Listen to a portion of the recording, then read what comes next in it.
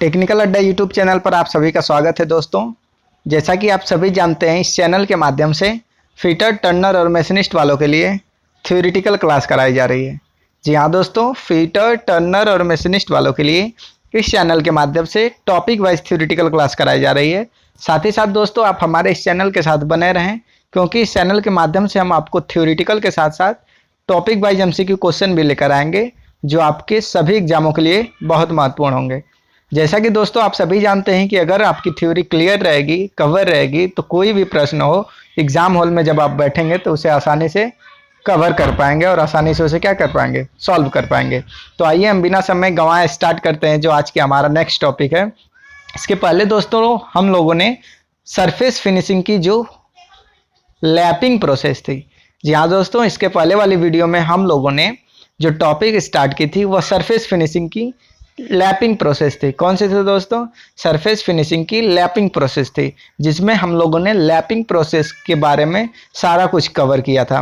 दोस्तों हम लोगों ने वहाँ पर सीखा था कि हम लैपिंग कैसे करते हैं, एक्सटर्नल सिलेंड्रिकल पार्ट पर या फिर इंटरनल सिलेंड्रिकल पार्ट्स पर, या फिर कोई भी जो हमारा प्लेट हो, अर्थात हम बोल सकते हैं कि जो हमारा जो सरफेस प्लेट है या नॉर्मली जो प्लेट है उस पर हम कैसे करते हैं, अर्थात फ्लैट सरफेस पर हम कैसे लैपिंग करते हैं। तो आइए हम आज स्टार्ट करेंगे सरफेस फिनिशिंग की जो है होनिंग प्रोसेस। सरफेस फिनिशिंग की दोस्तों होनिंग प्रोसेस क्या है? जैसा कि आप जानते हैं कि होनिंग एक सुपर फिनिशिंग विधि है। जी हाँ दोस्तों, सरफेस फिनिशिंग की सुपर फिनिशिंग विधि हमारी होनिंग प्रोसेस कहलाती है, जो मेटल और नॉन मेटल सतहों पर क्या करती है, छोटे छोटे कण को हटाकर हमारे सरफेस को इम्प्रूव करती है, सरफेस फिनिश करती है। दोस्तों जैसा कि आप सभी जानते हैं कि हमारा कोई भी स्लाइडिंग पार्ट हो, जहाँ पर हमारा कोई पार्ट स्लाइडिंग कर रहा हो, वहाँ पर सरफेस फिनिशिंग की हमें बहुत आवश्यकता होती है। दोस्तों सरफेस फिनिशिंग में हम कई प्रकार के प्रोसेस को अपनाते हैं। तो हम लोगों ने लैपिंग को कवर कर लिया था, आज हम स्टार्ट करने वाले हैं, हम बात करने वाले हैं होनिंग की। तो होनिंग सुपर फिनिशिंग प्रोसेस है। कैसी है दोस्तों? सुपर फिनिशिंग प्रोसेस है, जिसमें हम मेटल और नॉन मेटल मेटल या फिर नॉन मेटल हो उसको हम फिनिश कर सकते हैं। तो दोस्तों इस प्रोसेस की जो मेन एडवांटेज है वो क्या है दोस्तों, आइए हम समझ लें कि इस प्रोसेस की अर्थात होनिंग प्रोसेस की जो हमारी मेन एडवांटेज है वो क्या है। दोस्तों इसमें हमारी उच्च सरफेस फिनिशिंग होती है, उच्च सतह फिनिश होगी। साथ ही साथ दोस्तों बेलनाकार सतहों के प्रोफाइल में सुधार होगी। साथ ही साथ दोस्तों हमारे जो सिलेंड्रिकल पार्ट्स होगा, सिलेंड्रिकल सरफेस होगी, उसकी जो प्रोफाइल है, सिलेंड्रिकल प्रोफाइल है, उसमें सुधार आएगी। साथ ही साथ दोस्तों हमारा अगर थोड़ा मोड़ा टेपर है, थोड़ा सा अगर टेपर है, तो उसको भी हम क्या करते हैं, इम्प्रूव कर सकते हैं, अर्थात रिमूव कर सकते हैं। ठीक है दोस्तों, तो इसका मेन फंक्शन या मेन इसका जो उद्देश्य है दोस्तों, उच्च सतह फिनिश के लिए बेलनाकार सतहों की प्रोफाइल में सुधार करेगी। साथ ही साथ जो हमारे छोटे बड़े टेपर होंगे उसको क्या करेगी, रिमूव करेगी। नेक्स्ट हम बात कर लेते हैं दोस्तों इसका वर्किंग प्रिंसिपल क्या है। जैसा कि आप लोगों ने लैपिंग प्रोसेस में वर्किंग प्रिंसिपल देखा था, अर्थात कार्य सिद्धांत देखा था, ठीक उसी प्रकार इसका भी कार्य सिद्धांत है। तो आइए हम देख लें कि इसका वर्किंग प्रिंसिपल क्या है, कार्य सिद्धांत क्या है। होनिंग टूल को अपघर्चे के साथ लगाकर मशीन स्पिंडल में पकड़ा जाता है।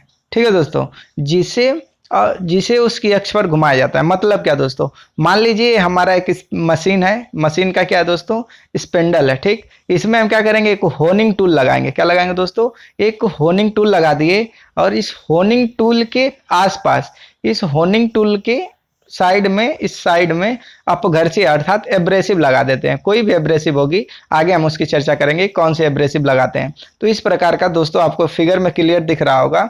आइए हम आपको फिगर के माध्यम से क्लियर करा दें। जैसा कि आपको फिगर दिख रहा होगा, ये हमारा यूनिवर्सल जॉइंट है, यूनिवर्सल जॉइंट है, जैसा कि आप दिख रहा होगा। ये हमारा मशीन स्पिंडल है, ये हमारा दोस्तों क्या है, मशीन स्पिंडल है। इसमें हम लोगों ने होनिंग टूल को क्लैंप किया है। किसको क्लैंप किया? होनिंग टूल को क्लैंप किया है। होनिंग टूल के आगे देखिए, इस साइड में जो हमारा एब्रेसिव लगा हुआ है, अर्थात अपघर्षी पदार्थ लगा हुआ है, इसके साइड में लगा हुआ है। इसलिए कहा जाता है कि होनिंग एक ऐसी प्रोसेस है जो केवल मशीन के द्वारा की जाती है। जी हाँ दोस्तों, होनिंग प्रोसेस को हम केवल मशीन के द्वारा करते हैं और इसमें एक होनिंग टूल होता है। जैसा कि आपको दिख रहा होगा, ये होनिंग टूल है। ये क्या है दोस्तों? होनिंग टूल है जो मशीन स्पेंडल के साथ फिट रहता है, जो होनिंग मशीन के साथ या ड्रिल मशीन के स्पेंडल के साथ फिट रहता है। और इसके जो साइड में होंगे हमारे एब्रेसिव लगे होंगे, इसके साइड में हमारे एब्रेसिव कण अर्थात एब्रेसिव पदार्थ लगे होते हैं, अपघर्षीय पदार्थ लगे रहते हैं, जो क्या करते हैं? कटिंग करते हैं दोस्तों। हमारा होनिंग कटिंग नहीं करता है, होनिंग टूल कटिंग नहीं करता। होनिंग टूल के साइड में हमें अपघर्षी का प्रयोग करते हैं। किसका प्रयोग करते हैं? एक अलग से जॉइंट लगाते हैं, उसमें अपघर्षी पदार्थ को लगाते हैं जो सरफेस को फिनिश करता है छोटे छोटे कणों में काट कर। ठीक है, नेक्स्ट हम बात कर लेते हैं। इसका प्रिंसिपल आपको समझ में आ गया होगा कि यह जो टूल है दोस्तों, होनिंग टूल को मशीन स्पिंडल में पकड़ा जाता है और इसमें अपघर्षीय पदार्थ का प्रयोग करके उसे एक्सिस के साथ, अक्ष के साथ घुमाया जाता है। ठीक है दोस्तों, जैसा कि आपको दिख रहा होगा, एब्रेसिव स्टिक दिख रही होगी, छोटी छोटी जो बनाई गई है एब्रेसिव स्टिक है और ये इसकी बॉडी है। ठीक है, इसके बॉडी के साइड में या इसके बॉडी के चारों तरफ हम लोग क्या करते हैं? एब्रेसिव स्टिक को फिक्स करते हैं, अर्थात हम अलग से लगाते हैं। एब्रेसिव स्टिक हम अलग से लगाते हैं। होनिंग टूल नॉर्मली मिलता है जिसमें हम अपघर्षी का प्रयोग करके सरफेस को फिनिश करते हैं। नेक्स्ट दोस्तों, होनिंग टूल को अपघर्षी के साथ लगाकर, जैसा कि आपको समझ में आ गया होगा कि स्पिंडल के साथ पकड़ेंगे और अक्ष के साथ घुमाएंगे, इसके अक्ष के साथ घुमाएंगे। जैसे जैसे स्पिंडल घूमता है वैसे वैसे टूल प्रत्यागामी गति भी दी जाती है। मतलब क्या दोस्तों? जैसा कि आप जानते हैं कि ये हमारा टूल है, ये घूमेगा, क्या करेगा दोस्तों? यह क्लॉकवाइज या एंटी क्लॉकवाइज घूमेगा, कंटिन्यू घूमेगा। जैसा कि ये मशीन स्पिंडल में बंधा है, तो जब हमारा स्पिंडल रोटेट होगा तो हमारा टूल भी रोटेट होगा, क्योंकि फिक्स है। जैसे हम जब होनिंग करते हैं उस प्रोसेस में तो टूल तो घूमता ही घूमता है, साथ ही साथ दोस्तों यह ऊपर नीचे गति भी करता है, साथ ही साथ दोस्तों अप डाउन गति भी करता है, अर्थात हम कह सकते हैं रेसिप्रोकेटिंग मोशन करता है। क्या करता है दोस्तों? रेसिप्रोकेटिंग मोशन करता है। ठीक है, प्रत्यागामी गति करता है, अर्थात घूमने के साथ साथ क्या करेगा दोस्तों? अप डाउन अर्थात ऊपर नीचे भी टूल कंटिन्यू करेगा। इसलिए दोस्तों बोला जाता है कि जो हमारा होनिंग प्रोसेस है या होनिंग टूल है या होनिंग मशीन है उसमें कौन सी गति होती है? तो दोस्तों उसमें रेसिप्रोकेटिंग मोशन होता है। कौन सा मोशन होगा दोस्तों? आपसे क्वेश्चन पूछ लिया जाता है कि हमारा जो होनिंग मशीन है उसमें जो हम प्रोसेस करते हैं या कौन सी गति का प्रयोग करते हैं, तो रेसिप्रोकेटिंग प्रत्यागामी गति। कौन सी गति दोस्तों? प्रत्यागामी गति का प्रयोग करते हैं। ठीक है, अर्थात स्पिंडल घूमने के साथ साथ हमारा टूल अप डाउन करेगा। ठीक है दोस्तों, टूल रोटेट तो करेगा ही, साथ दोस्तों टूल अप डाउन करेगा, होल में क्या करेगा? अप डाउन करते रहेगा। ठीक है, यह होती है दोस्तों प्रत्यागामी गति। ठीक है, प्रत्यागामी गति आपको समझ में आई होगी। घूमने के साथ साथ टूल अप डाउन भी करेगा, टूल घूमने के साथ साथ दोस्तों अप डाउन भी करेगा। यह होती है हमारी प्रत्यागामी गति। इसलिए बोला जाता है कि जैसे जैसे स्पिंडल घूमेगा टूल को प्रत्यागामी गति दी जाती है। तैयार सतह पर क्रॉस हैच्ड पैटर्न बनेंगे दोस्तों। जैसा कि हम जब फिनिश कर रहे हैं, सरफेस फिनिशिंग कर रहे हैं, तो उस समय जो हमारी सरफेस तैयार होगी उसके ऊपर जो बने होंगे सरफेस फिनिशिंग आएगी वह क्रॉस हैच्ड पैटर्न बनेंगे। सरफेस टेक्सचर का यह पैटर्न सिलेंड्रिकल बोर्ड से अधिक स्नेहन प्रदान करता है। ठीक है, नेक्स्ट बात करते हैं दोस्तों इसका एप्लीकेशन जो है, अनुप्रयोग कहाँ करेंगे। जैसा कि आप जानते हैं इसका अनुप्रयोग बहुत पूछा जाता है हर एग्जाम में आपसे। इसका अनुप्रयोग कोई भी प्रोसेस हम कर रहे हैं उसका जो मेन फंक्शन है या मेन उद्देश्य है वह क्या है और कैसे होता है, साथ ही साथ दोस्तों कहाँ हम प्रयोग में लाते हैं। ठीक है, तो इसका जो अनुप्रयोग है दोस्तों, एप्लीकेशंस है, होनिंग लौह और अलौह पदार्थों में बोर को फिनिश करने के लिए प्रयोग में लाई जाती है। मतलब क्या दोस्तों? जैसा कि आप जानते हैं कि होनिंग जो हमारी प्रोसेस है वह मेटल और नॉन मेटल, लौह और अलौह धातु, लौह और अलौह, फेरस या नॉन फेरस मेटल बोल लीजिए, फेरस या नॉन फेरस मेटल की जो बोर होगी उसको फिनिश करने के लिए, उसके जो होल होंगे, नॉन मेटल या मेटल के जो होल होंगे उसको फिनिश करने के लिए होनिंग की जाती है। साथ ही साथ दोस्तों होनिंग कठोरीकृत व अकठोरीकृत की हुई स्थिति में भी की जा सकती है, अर्थात हार्ड सरफेस में भी हम कर सकते हैं, हार्ड होल हो या फिर सॉफ्ट होल हो, हार्ड होल हो या फिर सॉफ्ट होल हो, कोई भी होल हो, लौह धातु या अलौह धातु का बना हुआ, उस पर हम होनिंग प्रोसेस कर सकते हैं। किसी भी साइज, लंबाई अंधे या आर पार होल को भी हम होनिंग कर सकते हैं। मतलब कोई भी साइज का होल हो, चाहे वह 20 डायमीटर वाला हो, 50 डायमीटर वाला हो, 100 डायमीटर वाला हो, कोई भी डायमीटर वाला जॉब हो या कोई भी लंबाई वाला जॉब हो, कितना भी लंबा हो उसकी, या फिर ब्लाइंड होल हो या फिर थ्रू होल हो, कोई भी होल हो दोस्तों, हम उसकी होनिंग आसानी से कर सकते हैं। अर्थात उसकी साइज कितनी भी बड़ी हो, लंबाई कितनी भी बड़ी हो, या फिर ब्लाइंड होल हो। ब्लाइंड होल जानते हैं दोस्तों क्या होता है? ब्लाइंड होल मतलब हम थ्रू होल नहीं करते हैं, कुछ दूरी तक होल करते हैं, कुछ दूरी तक क्या करते हैं दोस्तों? होल करते हैं, वह हमारा ब्लाइंड होल कहलाता है। थ्रू होल पूरा आर पर होगा, थ्रू होल पूरी सतह पर की जाएगी। ठीक है दोस्तों, तो चाहे ब्लाइंड होल हो या फिर थ्रू होल हो, कोई भी होल हो, उस पर हम होनिंग प्रोसेस करते हैं। ड्रिलिंग तथा अन्य मशीन जिसमें एक साथ घुमाव गति स्पिंडल से तथा प्रत्यागामी गति हो से होनिंग की जाती है। मतलब दोस्तों, जो हम होनिंग मशीन का प्रयोग करते हैं, या तो ड्रिलिंग मशीन हो या फिर कोई ऐसी मशीन, स्पेशल मशीन जिसमें रोटेशन मोशन के साथ साथ, अर्थात घुमाव गति के साथ साथ प्रत्यागामी गति भी करती हो, घुमाव गति के साथ साथ रेसिप्रोकेटिंग मोशन हो। अर्थात हम यह कह सकते हैं कि ऐसी मशीन जिसमें उसमें घुमाव गति के साथ साथ रेसिप्रोकेटिंग मोशन हो, उस मशीन का हम प्रयोग होनिंग में करते हैं। अर्थात ड्रिल मशीन में आप देखे होंगे कि जो हमारी स्पिंडल होती है वो तो कंटिन्यू रोटेट करती है।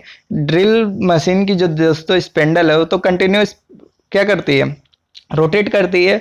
और उसमें जो हमारा फीड लीवर लगा होता है, जो फीड वाले लीवर लगे होते हैं, अर्थात जिससे हम डेप्थ ऑफ कट देते हैं, उसके द्वारा हम क्या करते हैं? घुमाव गति को एडजस्ट कर पाते हैं। उसके द्वारा हम क्या करते हैं दोस्तों? घुमाव गति को एडजस्टमेंट कर पाते हैं। घुमाव गति तो हमें कंटिन्यू मिलेगी ही मिलेगी दोस्तों, लेकिन जो हमारी अप डाउन वाली प्रोसेस हम स्पिंडल के माध्यम से आसानी से दे पाते हैं। अर्थात जो फीड वाली जो लीवर लगी होती है, या सॉरी फीड वाली जो हमारी व्हील लगी होती है, फीड वाली व्हील मतलब आप समझ रहे हैं ना? फीड वाली व्हील क्या है दोस्तों?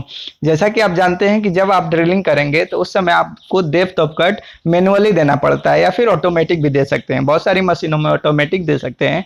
नॉर्मल जो मशीनें आती हैं, वेंच ड्रिल मशीन या pedestal drill machine, hand drill machine, इसमें आपको खुद से देना पड़ता है, सेल्फ डेप्थ ऑफ कट देना पड़ता है, ऑटोमेटिक सिस्टम नहीं रहता है। तो ये जो हमारा हैंड व्हील लगा हुआ है, इसके माध्यम से हम जो रेसिप्रोकेटिंग मोशन अर्थात प्रत्यागामी गति है उसको हम एडजस्टमेंट कर पाते हैं। क्योंकि ड्रिल मशीन में तो रोटेशन मोशन रहेगा ही दोस्तों, रोटेशन मोशन तो ड्रिलिंग मशीन में रहती ही है। साथ ही साथ दोस्तों हम उसके स्पिंडल के माध्यम से, हैंड व्हील के माध्यम से प्रत्यागामी गति को कंट्रोल कर पाते हैं।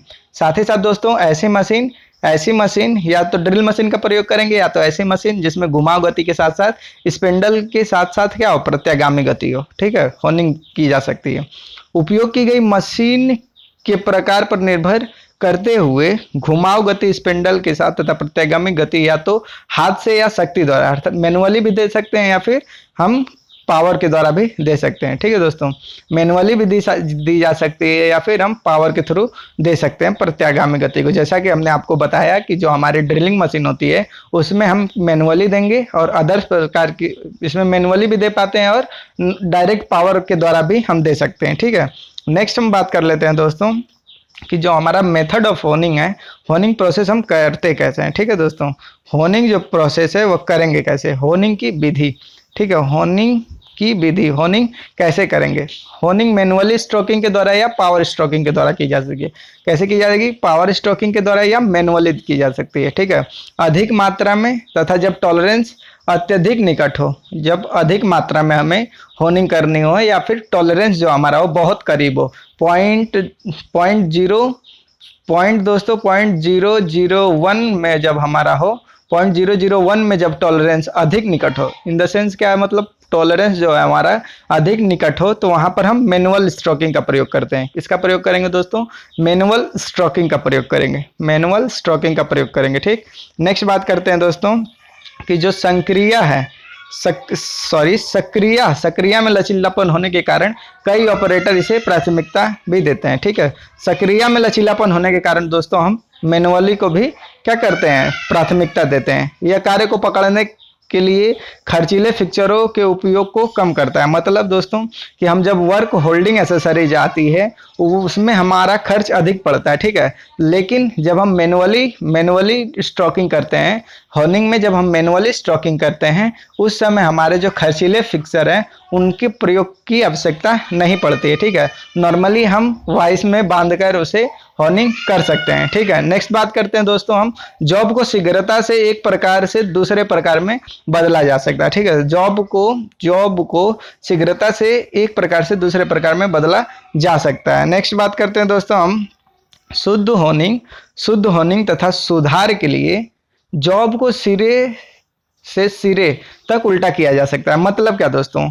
आप इस विषय समझिए कि शुद्ध होर्निंग तथा सुधार के लिए जब हम सरफेस फिनिशिंग कर रहे हैं, सरफेस फिनिशिंग में हम होर्निंग प्रोसेस कर रहे हैं, ठीक है। उसमें हमें अच्छी फिनिशिंग चाहिए और अच्छी फिनिशिंग चाहिए या एक्यूरेट चाहिए। दोनों सरफेस हमारे क्या चाहिए, दोनों जो हमारा होल है इसका ए सिरा और ए सिरा क्या चाहिए, ए सिरा और ए सिरा एकदम एक्यूरेट बराबर चाहिए। तो हम होर्निंग में इसको क्या करते हैं, बदल सकते हैं, इसको हम आसानी से बदल सकते हैं। अलग अलग कार्य की वास्तविक आवश्यकता अनुसार स्ट्रोक की लंबाई को बदला जा सकता है, ठीक है दोस्तों। अलग अलग कार्य की वास्तविक आवश्यकता अनुसार स्ट्रोक की लंबाई को बदला जा सकता है, ठीक है दोस्तों। जैसा कि आप जानते हैं कि हम जो प्रोसेस कर रहे हैं वह सरफेस फिनिशिंग में सुपर फिनिशिंग जो होती है वह है होर्निंग प्रोसेस। कौन सी दोस्तों, होर्निंग प्रोसेस, ठीक है। तो हम होर्निंग प्रोसेस में जो स्ट्रोकिंग देते हैं, पावर जो स्ट्रोक करते हैं या जो डेप्थ ऑफ कट देते हैं बोल सकते हैं, या फिर होर्निंग की जो प्रोसेस है मैनुअली स्ट्रोकिंग और पावर स्ट्रोकिंग के द्वारा करते हैं। जहां हमारा टॉलरेंस कम होगा, खर्च बचाना है, वहां पर हम क्या करते हैं, मैनुअली को प्राथमिकता देते हैं, ठीक है दोस्तों। मैनुअली को क्या करेंगे, प्राथमिकता देंगे। अब बात करते हैं दोस्तों जो पावर स्ट्रोकिंग है उसका प्रयोग कहाँ करते हैं, ठीक है। तो पावर स्ट्रोकिंग सभी प्रकार के कार्यखंडों की होर्निंग के लिए प्रयोग की जाती है। मैक्सिमम कार्यों के लिए हम जो पावर स्ट्रोकिंग है उसका प्रयोग किया जाता है। पावर स्ट्रोकिंग विशेषतः ऐसे पार्ट्स पर किए जाते हैं जो छोटे हों, क्या हो दोस्तों, छोटे और कम खर्चीले सिद्ध हो सकें, छोटे पार्ट्स और कम खर्चीले सिद्ध हो सकें। नेक्स्ट बात करते हैं दोस्तों, इसमें आपको एक नोट दिख रहा होगा कि कभी कभी फाइन फिनिशिंग के लिए पावर स्ट्रोकिंग के बाद मैनुअल स्ट्रोकिंग की जाती है।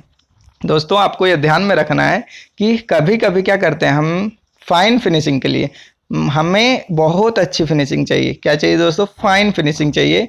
वहां पर पावर स्ट्रोकिंग के बाद हम मैनुअली स्ट्रोकिंग करते हैं। जैसा कि हमने आपको बताया कि जो मैनुअल स्ट्रोकिंग होती है, जो क्या होती है दोस्तों, मैनुअल स्ट्रोकिंग होती है, इसमें सरफेस फिनिशिंग अच्छी आती है, ठीक है दोस्तों, सरफेस फिनिशिंग अच्छी आती है। साथ ही साथ दोस्तों हमारा जो क्लोज टॉलरेंस होगा, अगर हमारा बहुत निकट वाला टॉलरेंस मिलेगा उसमें भी हम मैनुअली स्ट्रोकिंग करते हैं, ठीक है दोस्तों।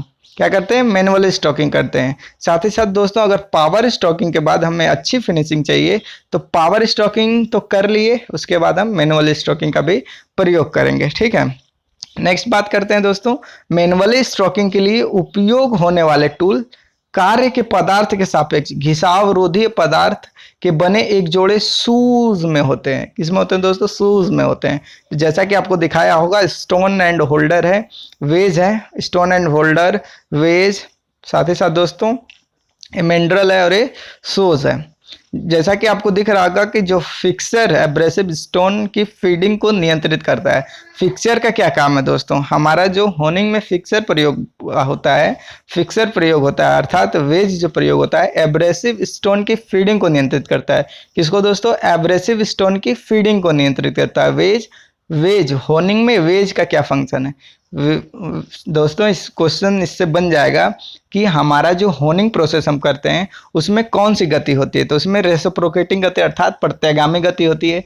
साथ ही साथ दोस्तों होर्निंग टूल में एब्रेसिव कण लगे रहते हैं जो कटिंग करते हैं, जो क्या करते हैं दोस्तों, कटिंग करते हैं। कोई भी होल हो, कोई भी डायमीटर का हो, कोई भी लेंथ का हो, या फिर ब्लाइंड हो या फिर थ्रू होल हो, ऐसे क्वेश्चन बनते हैं। साथ ही साथ दोस्तों आपसे क्वेश्चन ये भी पूछ लिया जाता है कि हमारा होर्निंग में जो एब्रेसिव स्टोन को फीड को नियंत्रित कौन करता है, एब्रेसिव स्टोन की फीड को नियंत्रित कौन करता है, तो वेज जो है दोस्तों, जैसा कि आपको फिगर में दिख रहा होगा, ये देख लीजिए वेज है, यह फीड को नियंत्रित करता है। दोस्तों वेज ही एक ऐसा वेज ही एक ऐसा माध्यम है जिसके द्वारा हम एब्रेसिव स्टोन की फीड को नियंत्रित कर पाते हैं। साथ ही साथ दोस्तों होनिंग से आपको शूज के बारे में पूछ लिया जाता है कि जो शूज है कार्य में टूल को स्थिर तथा गाइड करता है।